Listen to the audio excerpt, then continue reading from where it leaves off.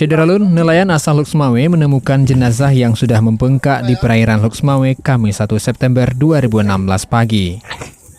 Diduga jenazah tersebut adalah Rajani, 28 tahun, nelayan asal desa Olerubi Barat, Kecamatan Senudon, Aceh Utara, yang tenggelam di perairan Senudon 6 hari lalu. Rajani diduga tenggelam di laut saat memancing tuna yang berjarak belasan mil dari bibir pantai Senudon pada Sabtu 27 Agustus 2016 setelah ombak besar menggulingkan bot yang digunakan. Famili korban memastikan memang itu benar si Rajani, sehingga diambil kesimpulan dibawa pulang ke rumah duka di desa Ulerbi, Senudon.